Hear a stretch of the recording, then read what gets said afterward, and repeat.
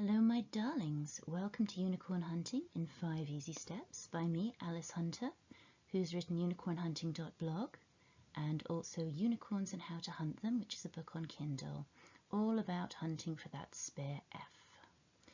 What we're doing here is having a quick look at some of the basic ideas behind unicorn hunting successfully, and we're doing it in a format that's been devised by Gerry Robert, who is kind of a motivational business speaker. One of the first things you're going to need to think about, and a lot of unicorns will agree with this, is that you really need to know what it is that you want before you start. So if you've had a discussion with your partner, if you have one, you've probably thrown about some ideas. You might have some notions about the look of the person you're looking for or the role they're going to play, but there are really a few basic things that you need to consider so that when you're having discussions with people and when you're presenting yourself to them as a suitable play partner, you already know whether you're going to be able to match up with them or not because you've thought about it and you know what it is you need. So firstly, you need to have a good idea of where you are and what you're actually hoping to achieve. Are you looking just to experiment and see where it goes? Have you and your partner made rules about what you do and don't want? Do you have a firm goal in mind, someone with a specific look who's going to do a specific thing in a specific context? Are you looking for someone to join you as a one-off, or for something that's more ongoing? Because this is quite important and is part of the difference between the swing world and the poly world. So if you're not sure about that, you're going to be looking in the wrong places to find what you want. Do you have a really set idea of who is going to fit your criteria? If you have in your mind that you want a sultry brunette with a large chest and long legs who's 22, but your partner is thinking that they want someone who's completely different to this, your ideas aren't going to match up.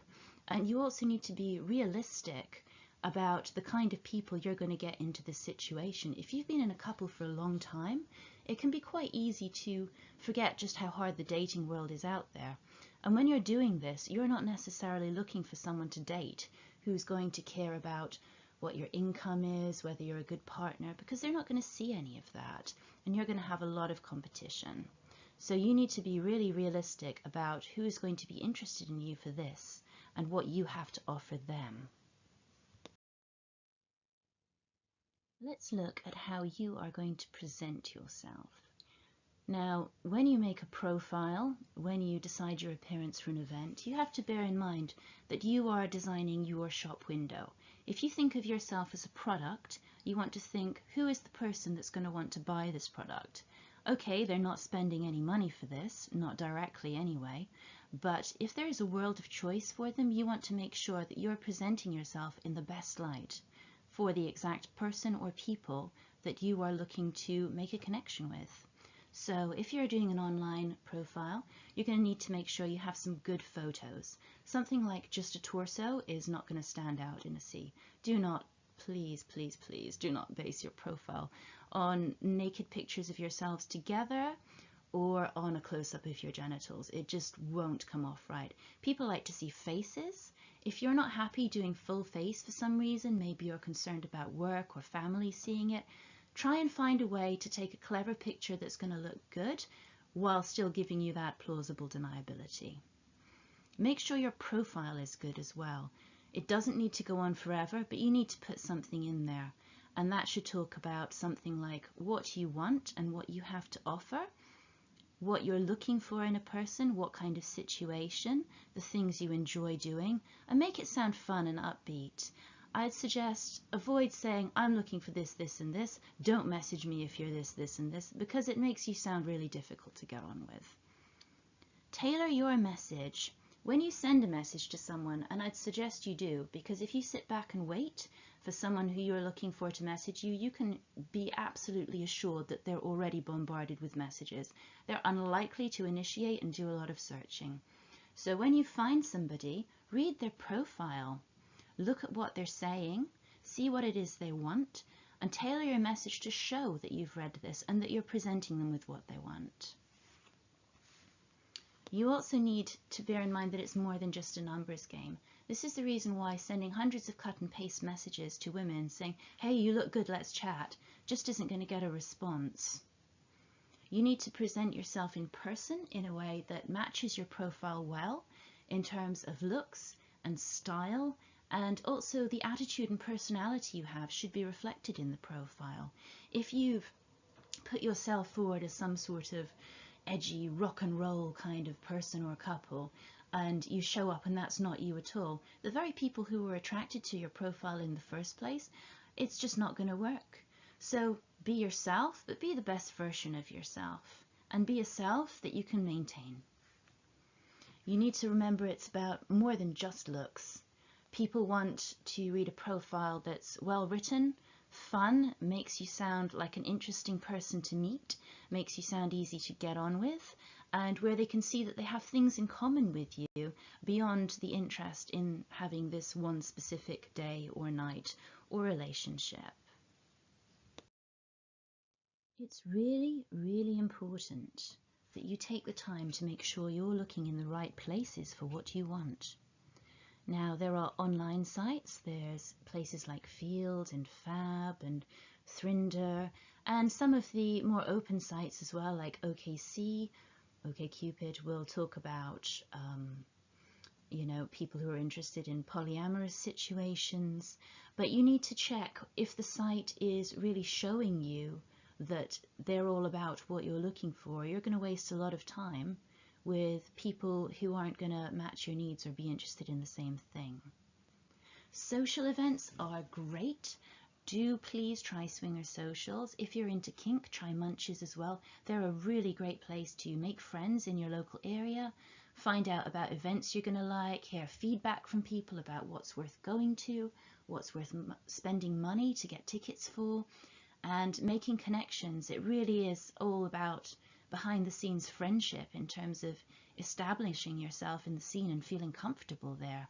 If you're going to a one-off play event with really high expectations, but you're nervous, you don't know anyone, you're going to stick together like glue, the two of you, and not interact and not mingle, not feel comfortable, and not come off as the confident person you need to in order to attract the unicorns.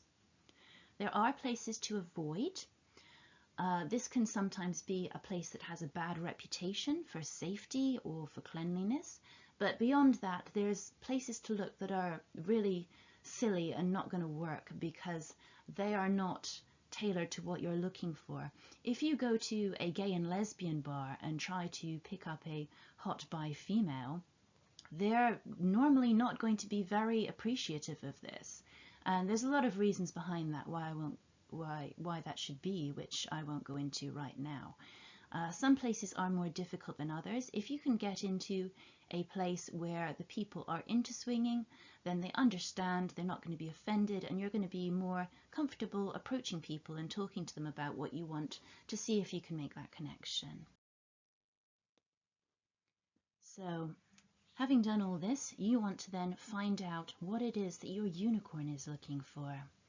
Consider your profile, the way you've presented, all the ideas of what you're looking for, and then think, have I actually made this all about me and fulfilling my own fantasy, or have I given consideration to what other people might want from the experience and might want to see in me? Have you read their profile properly? If you're online, this is such a crucial and overlooked thing. You really need to read their profile, you need to tailor your responses to what they've said, and you need to consider whether what they're saying matches up with what you want at all. Because when they've written their profile, they've taken the time to examine what it is that they want, what it is they have to offer, what they're looking for, and they're literally telling you this. They're saying, this is how to approach me, this is what I want. If you skip over it and just look at the pictures and blanket send a lot of messages, you're not going to have much success. Consider if you've talked to them and asked them questions. Once you've started having a conversation, either online or in person, make the effort to find out what they want. Show that you've read what they've written if it is an online profile. Show that you've listened to what they've said, and then follow up by asking them about it more deeply. So if they've said, I'm looking for a wild night of fun with a couple, say, that's great. So what is your idea of a wild night of fun? Take it a little bit further and show that you're listening, and consider how well this is matching to what you want and whether you can give them what they want. Think about how you can show them that you can offer what they are looking for. Have you looked for subtle clues and cues? There is a lot to be said for body language. So short of someone giving you a slap or pushing you away, walking away silently, not responding in the way you want, there's a lot that can be said without actually using words. Look at their eyes. Are they smiling? Are they flirting? Are they holding eye contact? Are they giving you body language, coming closer? All of the clues you would look for if you were, say, on a first date with someone. Look for with this person. Are they responding to just one of you or to both you and your partner? Is your partner responding to them? It's something that you have to learn, and it's something that gets a lot easier with practice and with becoming comfortable. So, as well as looking for signs of interest, consider whether you're respecting their need for continuous, ongoing consent.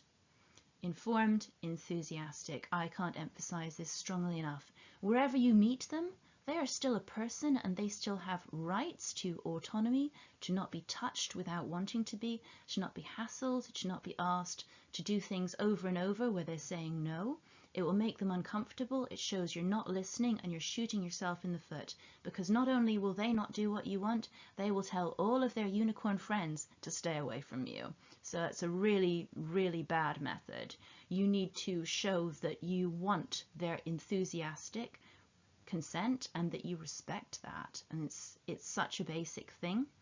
A lot of places, be it the vanilla world or otherwise, you just don't see this, and that's not acceptable, and it really needs to change. Okay, let's talk about tailoring your approach to them. You're going to need to make adjustments from when you first start out. Like with setting up a business, you might have an idea, think this is great, but when you go to market it, no one wants to buy the product or service. Then you have to look for feedback. You have to think of ways around the barriers you've unwittingly built to achieving the success you need. So are you responding to what they've told you? Are you tailoring your approach to them? Are you looking the way they want you to look? Are you seeming the way that they want you to seem? Are you offering them the things they want? You need to have a little bit of flexibility to be willing to show and say the things that they need. Are your goals actually compatible? If they're looking to be a third in a polytriad and you're just looking for a night of fun and never want to see them again, that's not compatible. Or vice versa.